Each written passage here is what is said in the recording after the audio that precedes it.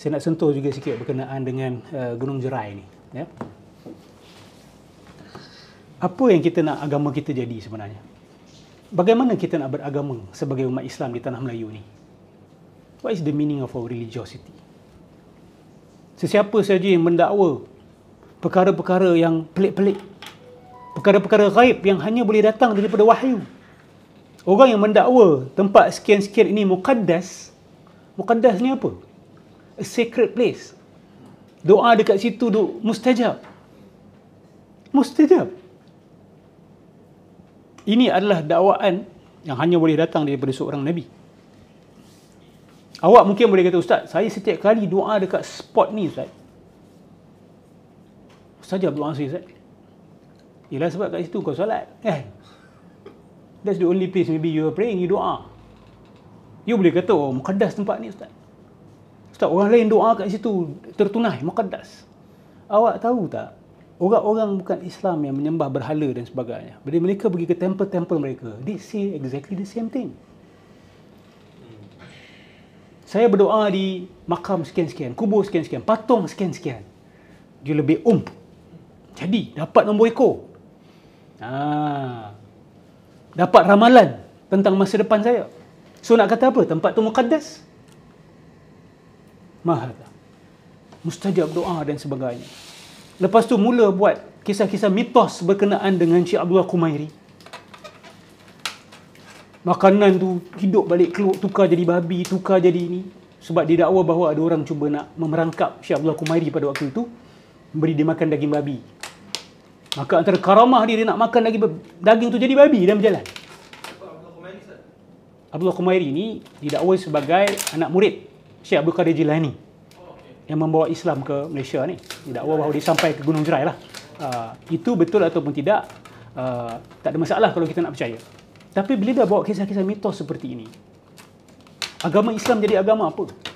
Paling tidak pun bawa lah riwayat. Paling tidak beritahulah daripada mana kamu dapat. Betul tak? Daripada fakta mana? Autoriti siapa bercakap begitu? Bukan terus main sembuh macam tu. Lepas tu siap bercakap tentang nak selamat akhir zaman, nak selamat akhir zaman. Wallahi, Dajjal bila datang dia nak guna apa untuk tipu kita? Dia akan guna khurafat lah. Dia akan gunakan palsuan, dia akan guna bid'ah. Dia akan guna ketaksuban.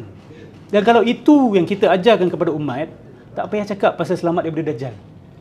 Sebab kita tengah buat kerja dia. Dengan mengajarkan perkara-perkara seperti ini. Akan berlaku banjir besar, nak selamat pergi naik Gunung Jerai. Itu tempat selamat. Lepas tu kepala air berlaku dekat Gunung Jerai. Bila tanya, oh tu macam mana pula? Oh itu Allah nak bersihkan tempat tu dari khurafat. Saya harap betul lah. Tapi khurafat-khurafat yang dibawa oleh kamu dan orang-orang kamu. Dengan dakwaan-dakwaan yang bukan-bukan. Sebab kepala air tu adalah bukti dakwaan mereka tu salah.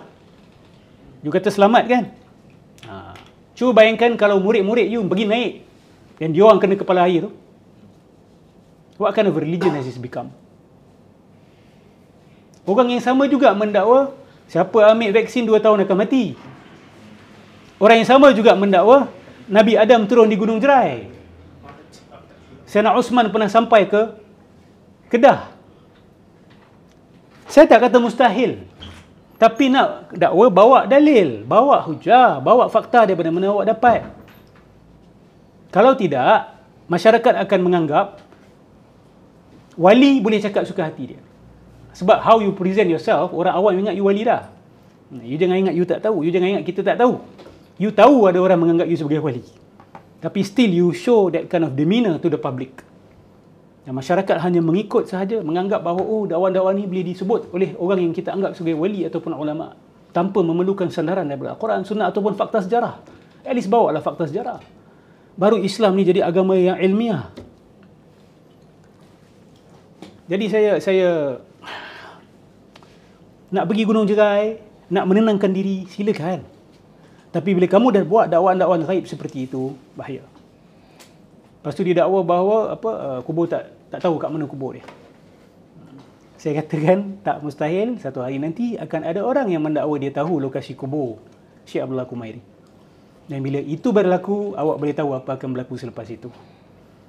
Akan dibina binaan dan akan menjadi tempat tumpuan, dan akan menjadi tempat ibadah dan tempat meminta hajat. Dan di Indonesia baru-baru ini, mereka mendapati bahawa sebuah makam yang telah menjadi tumpuan lama, orang minta hajat dan sebagainya. Lepas tu bila dikorek, rupanya tidak ada jasad di dalam itu. Maksudnya, ada orang yang buat tourism scam. Ni ada kubur ni. Aku dapat alamat ni, aku dapat mimpi ni. Lepas tu nak kukuhkan dakwaan dia awal lah. Syekh ni yang mimpi, wali tu yang mimpi. Dapat alamat. Orang pun datang bodoh-bodoh, ambil berkat, nak ambil berkat. Asalnya mula ambil berkat. Lepas tu minta hajat. Lepas tu nanti amalan-amalan yang mengarut akan timbul. Tengok apa berlaku kat Gunung Jurai. Menteri Agama pun telah keluarkan kenyataan. Betul? Berkenaan dengan Gunung Jurai ni. Minta supaya jangan berlaku khurafat-khurafat ni. Jangan dihidupkan kembali. Seperti apa yang berlaku di Pulau Besar. La haula wala quwata illa billah. Jalan Ahlus Sunnah wal Jamaah bila menziarahi kubur, kita mendoakan. Bukan minta doa. Okey? Kita mendoakan.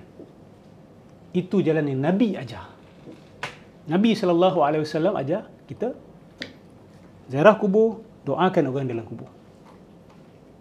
Sebab bila awak minta dia doakan awak, seolah-olah awak telah mendakwa tahu dia ni dekat di sisi Allah. Macam mana awak tahu? Tak tahu. Saya buat satu posting semalam, tadi saya tak ingat exactly. Tadi Uthman bin Maz'un. Ya. Saya kadang-kadang waktu ni kita jadi lost. Time jadi relatif. Uthman bin Maz'un adalah seorang sahabat Nabi, Badri yakni.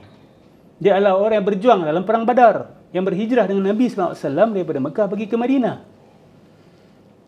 Bila beliau meninggal dunia, wanita yang ditanggungjawabkan untuk menjaga dia bercakap sesuatu di hadapan Rasulullah SAW. Rasulullah hadiri jenazah itu. Dan wanita itu kata apa?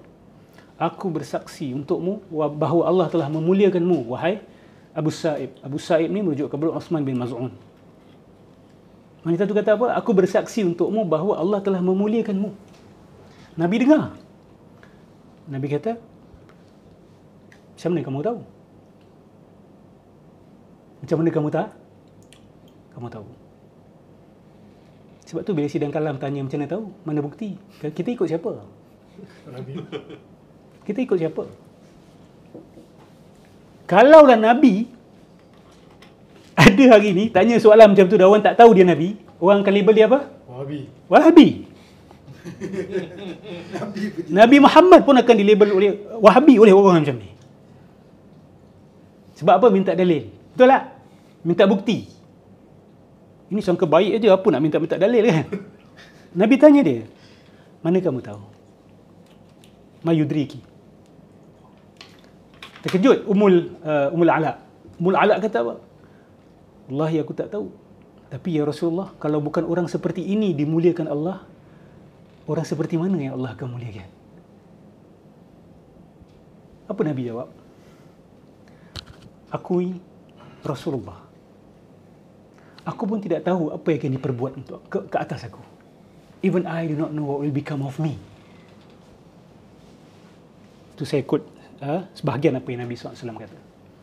Kemudian apa Ummul Ala kata? Mulai daripada hari itu, aku tidak akan memberikan tazkiyah kepada sesiapa. Tazkiyah ni apa? Mendakwa akan kemuliaan seseorang secara pasti di sisi Allah. Termasuk tak kategori mewalikan orang? Kamu nak sangka baik, bismillah. Tapi jangan nak canang, ni wali ni. Jom kita pergi kubur. Bawa orang pergi kubur. Kamu tidak ada adab. Kalau Rasulullah tanya kamu, ma yudrika, bagaimana kamu tahu? Macam mana kamu tahu yang orang ini adalah wali? Sampai kamu minta tawassul kepada dia, how do you know? Lepas tu bila orang kritik dia, kamu kata telah memerangi wali Allah. Kamu telah meyakini secara pasti tentang satu perkara gaib yang sahabat Nabi sendiri tidak tahu. Dan Nabi sendiri kata, aku pun tak tahu apa jadi dengan Uthman bin Maz'un. Nabi tak tahu. Kamu hebat sungguh. Lebih hebat daripada Nabi SAW. Boleh kata ni wali, ni bukan wali, ni dajjal kan. Ini muka tak ada cahaya, ini muka Masya Allah. Ni hati bersih, ni hati kotor. Kan? Puak-puak ni suka meneka-neka orang. Yes. Betul. Mereka tidak sedar mereka biadab dengan Allah dan Rasul ni. melanggar sunnah Nabi sallallahu alaihi wasallam. Inna lillahi wa inna ilaihi raji'un. Nabi sendiri tak tahu. Sehinggalah Ummul Ala, selepas pengebumian, Ummul Ala mimpi nampak Uthman bin Maz'un ada air mengalir deras. Dia jumpa Nabi SAW. Nabi Rasulullah, aku mimpi ni. Nabi kata itu adalah amalannya. Nabi tak tahu. Nabi diberitahu melalui mimpi siapa? Ummul Ala. Tapi ditafsirkan oleh Rasulullah. Kita jangan pula, Ustaz, saya mimpi Ustaz Noor ni berada di atas satu tilam yang tebal. Wali Ustaz Noor ni. Jangan. We do not want to hear all these things. Okay? Kalau rasa, doakan bismillah. Lepas tu jangan duduk canang. Atau terbalik. Saya nampak Ustaz Noor ni pakai pakaian hitam. Ini tanda daripada Allah bahawa harus menghindari sidang kalam. Kan? Jangan duduk jadi nak mendakwa diri jadi Nabi. Mimpi kita bukan macam mimpi Ummul Ala. Dan walaupun awak mimpi begitu, siapa nak tafsirkan awak? Ni Nabi tafsirkan, maka ia jadi kepastian. Betul?